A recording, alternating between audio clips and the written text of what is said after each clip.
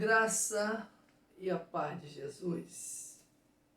Eu quero pedir a você que você se inscreva no nosso canal e ore por mim para que o Deus de toda graça possa colocar a sua palavra no meu coração para que eu seja o instrumento da sua maravilhosa graça. Eu quero compartilhar com os irmãos um texto que se encontra em 1 Coríntios, capítulo 2, do versículo 1 ao versículo 13, que é muito importante para nós, que nos diz assim: Eu, irmãos, quando fui ter convosco, anunciando-vos o testemunho de Deus, não o fiz com ostentação de linguagem ou de sabedoria, porque decidi nada saber entre vós, senão a Jesus Cristo, a este crucificado. E foi em fraqueza, temor e grande tremor que eu estive entre vós. A minha palavra e a minha pregação não consistem em demonstrações, não demonstra em linguagem persuasiva de sabedoria, mas em demonstração do Espírito Santo e de poder,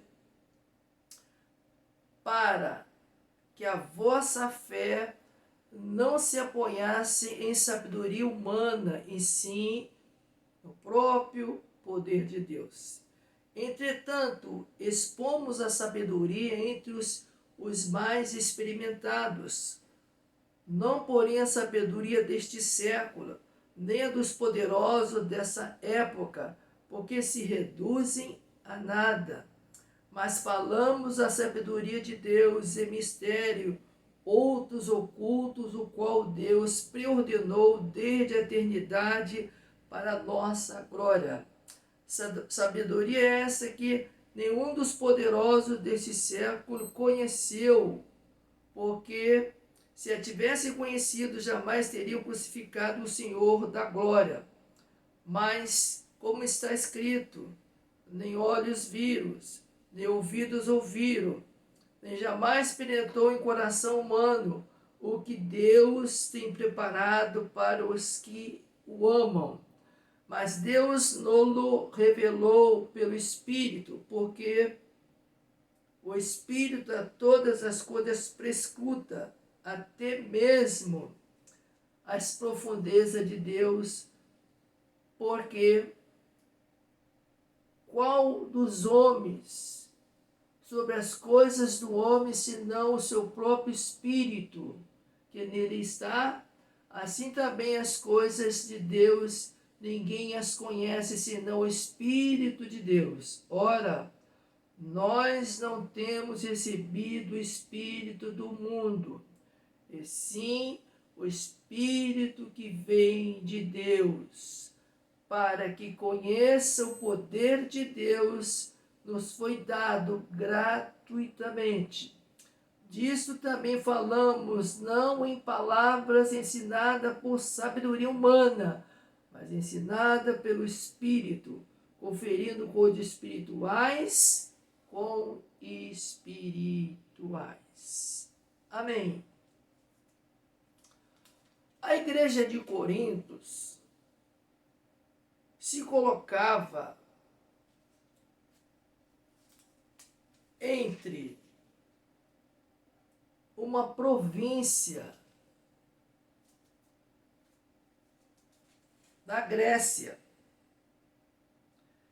que ficava na Caia.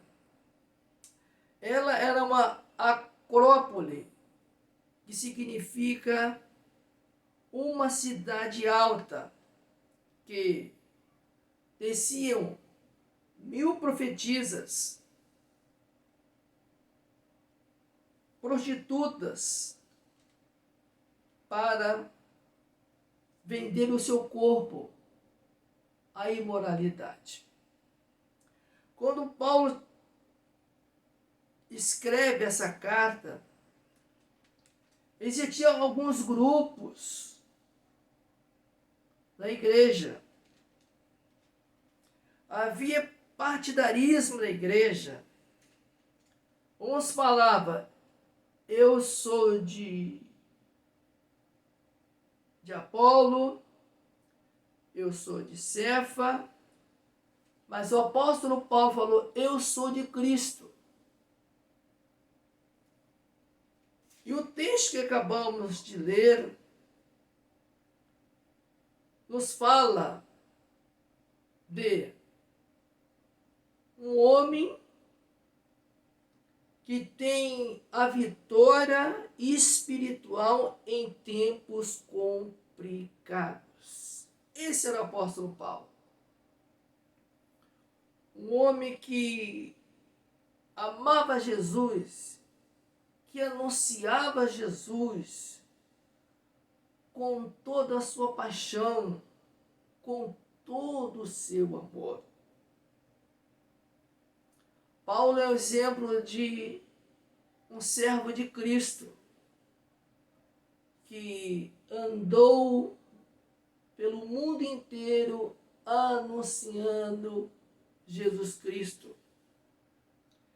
E a primeira lição que a gente aprende como ter vitória espiritual em tempos complicados. A primeira lição, seja fiel ao afirmar que você é de Jesus Cristo. Não podemos negar essa coisa tão linda de sermos servo de Jesus Cristo, que fomos alcançados pela graça de Jesus. No versículo 1, Paulo nos dá a ideia, eu, irmãos, quando fui ter convosco, anunciando-vos o testemunho de Deus, não o fiz com ostentação de linguagem ou de sabedoria. Paulo entende que quem era o testemunho dele era o próprio Deus. E Paulo era o que?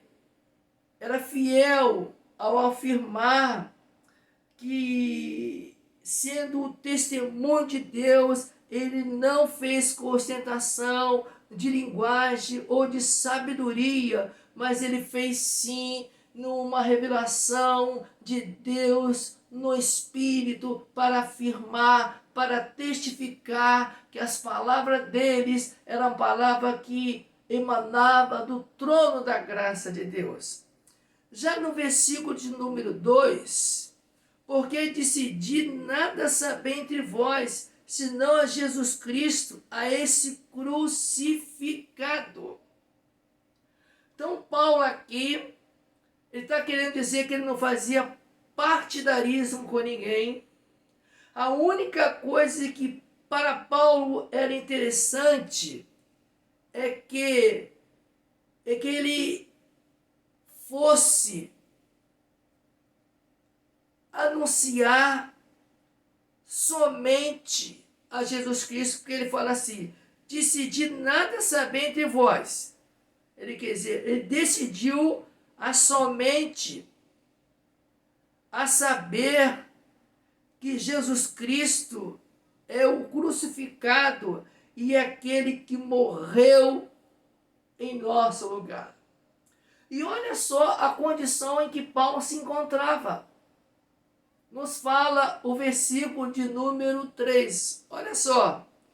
E fui em fraqueza, temor e grande tremor, que eu vos estive entre vós.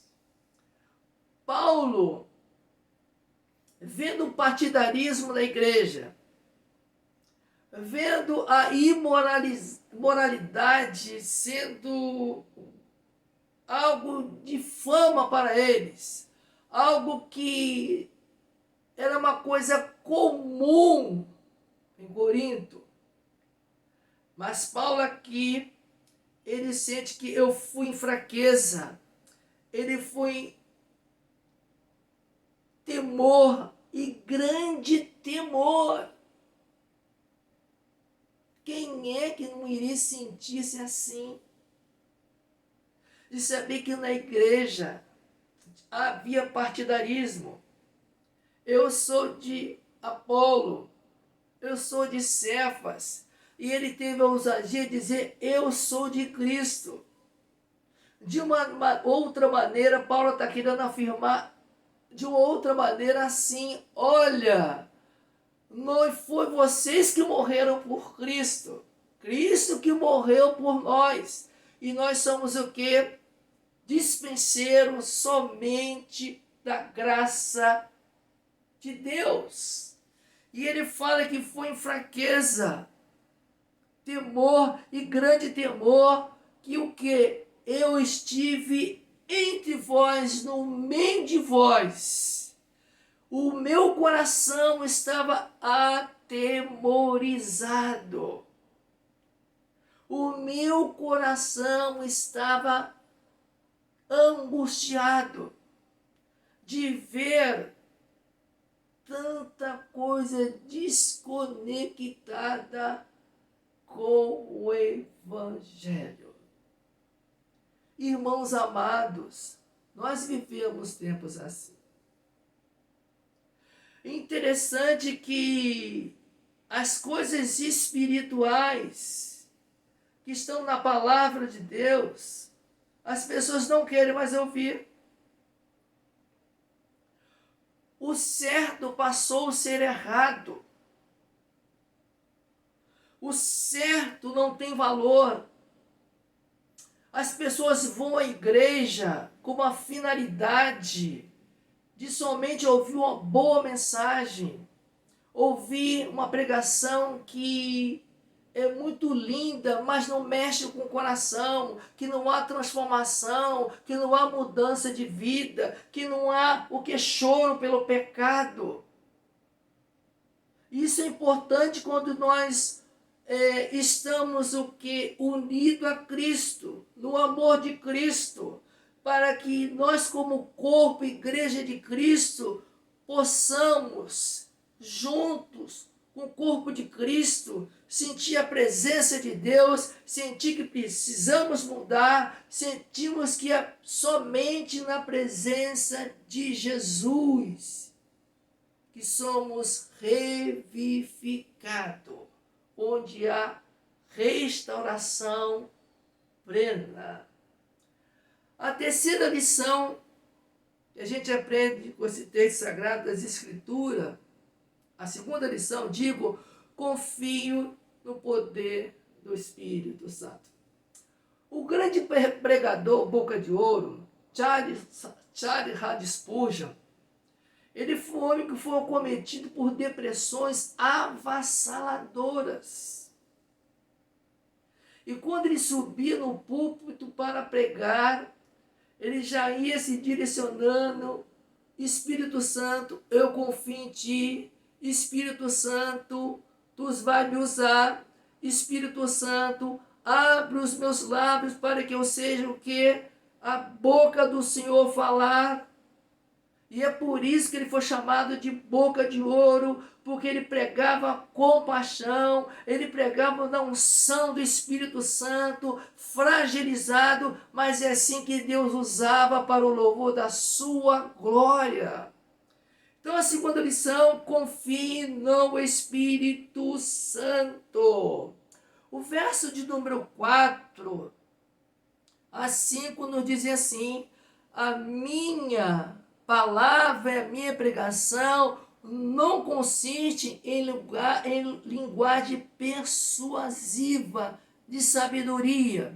Então Paulo está querendo dizer assim, olha, a minha pregação não consiste em linguagem persuasiva de sabedoria, mas em demonstração do Espírito Santo e do poder que emana de Deus. Ou seja, eu não prego por a mim mesmo, eu prego a Cristo, porque o Espírito Santo que revela a mim as palavras que eu devo falar. Eu não falo de mim mesmo, eu falo o que a palavra de Deus me ensina. O Espírito Santo está em mim, ele habita em mim, e eu falo por meio do Espírito Santo que me revela a palavra de Deus, o que eu devo falar, o que eu devo pregar. E é interessante que Paulo chega a dizer: a minha palavra e a minha pregação não consiste em linguagem persuasiva de sabedoria. Mas Paulo complementa aqui: mas em demonstração do Espírito e do poder de Deus. Como nós precisamos de homens, mulheres, crianças e jovens cheios do Espírito Santo. Como precisamos de Elias. Como precisamos imitar Jesus de Nazaré. Como precisamos falar como Jesus, como quem tem autoridade. Como precisamos sermos igual a Jesus Cristo seus atos e ações. Como precisamos de pessoa hoje que se coloque na brecha para anunciar o Evangelho da graça. Então Paulo está querendo dizer: olha, eu prego não a minha mensagem, eu prego a mensagem advinda do Espírito Santo. Paulo era um homem cheio do Espírito Santo. Paulo era um apaixonado pelo Evangelho da graça. Paulo vivenciava o Evangelho. E nós precisamos disso. Nós precisamos trazer o bojo do Evangelho, de que Deus salva, de que Deus perdoa, que quando nós somos restaurados, como nós somos salvos pela graça, a promessa de Deus, nós somos adotados na família de Deus como os filhos. Nós somos co-herdeiro com Jesus Cristo. Nós somos a família bendita do Senhor. Nós não somos mais agora que aqueles que andavam errantemente, sem rumo, sem norte, porque nós temos um Deus a nos guiar. Nós temos um Deus que nos ama, independente do que nós somos, dos nossos erros, das nossas falhas, porque o Espírito Santo vai sinalizar em nós quando nós erramos. Mas para isso eu preciso ter intimidade com Deus, eu preciso me colocar na presença de Deus e rasgar o meu coração e dizer para Ele o que deve mudar no nosso coração, na nossa mente, para que a gente possa cada vez mais refletir o brilho da graça de Jesus, o bom perfume de Jesus. E o verso do número 5 nos diz assim: para que a vossa fé não se apoiasse em sabedoria humana.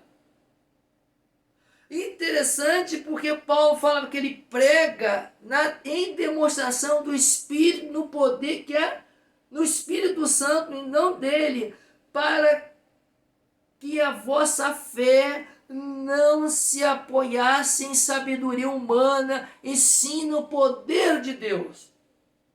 Vamos tentar explicar aqui isso com a graça de Deus. Paulo está pregando. Paulo está anunciando a mensagem do Evangelho. Mas Paulo digamos que Paulo estava num púlpito, anunciando o Evangelho. E ele está dizendo para eles que a mensagem que ele estava pregando não era dele, era do próprio Espírito Santo de Deus, a pregação do Evangelho, para que eles se convencessem do que eles deveriam mudar, do que eles precisavam pautar na sua vida, do que eles deveriam fazer com a pregação genuína do Evangelho da graça. Porque Paulo fala assim: para que a vossa fé não apoiasse em sabedoria humana. Então Paulo estava dizendo assim na sabedoria, mas ensina o poder de Deus, que ressuscitou Jesus Cristo pelo Espírito Santo, que mudou a vida de Paulo, que mudou a vida de muitas pessoas, que mudou a vida de Zaqueu, que era um defraudador do Império Romano, que mudou a vida de Jacó, que mudou a vida do filho pródigo após enfrentar um momento difícil da vida, de querer ter a sua herança e pensar que poderia viver longe do Pai. Ninguém vive sem a presença de Deus. Você pode até viver, você pode até lucrar muito, com muitas coisas, ter muitas coisas, mas eu digo uma coisa para você, tudo o que você conquistar é efêmero diante da grandeza que Deus tem para mim e para você. Então Paulo fala aqui, e sim no poder de Deus. A terceira lição, a vitória espiritual em tempos complicados, certifique-se a favor de Deus. Demonstre que você é de Deus. Está no versículo de 6 a 13, que no primeiro versículo 6 nos diz assim: entretanto, expondo a sabedoria entre os experimentados mais maduros na fé, não porém sabedoria deste século. E Paulo chega a dizer, não vos conformei com este século. Porque se a gente se conformar com esse século, é um século que não tem Deus como parâmetro, é um século que não tem Deus em suas vidas, é um século que jogou Deus na lateral, e as igrejas são liberais, são sincréticas. Já naquela época do apóstolo Paulo, já tinha essa pluralidade. Ele está querendo dizer aqui, não porém sabedoria de século, nem a dos poderosos desta época. Porque Corinto era uma cidade comercial. Tinha muitas pessoas lá que tinham poder, onde tinham os Jogos Olímpicos, onde tinham os Jogos dos Atletas, onde os Jogos Istmo, e um dos eventos atléticos mais famosos daqueles dias, os Jogos Olímpicos, que vem hoje a ser as Olimpíadas, que veio o quê? Da Grécia. Mas Paulo, nesse contexto aqui, mas ele está querendo dizer que a sabedoria das pessoas ali, não é que Paulo está condenando as pessoas que sejam sábias, sejam poderosas, não. Mas o poder só pode emanar no trono da graça de Deus. Não há rei humano que tenha o poderio que tem o Senhor Jesus Cristo. Não há reino desse mundo que pode sobrepor o reino de Deus, o reino de Cristo, porque Cristo tem um reino universal.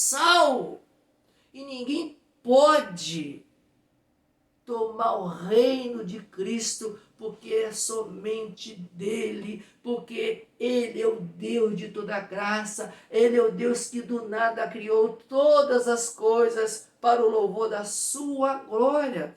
Então Paulo está dizendo assim, nesses versículos 6, que se reduz a nada, mas falando na sabedoria de Deus e mistério outrora oculto, o qual preordenou desde a eternidade para a nossa glória. Quem é? A pessoa de Jesus Cristo. o nosso Senhor, o nosso Salvador. Já no verso de número 7, Paulo chega a dizer assim: mas falamos a sabedoria de Deus e mistério, como nós já falamos. Outrora oculto, o qual Deus predeterminou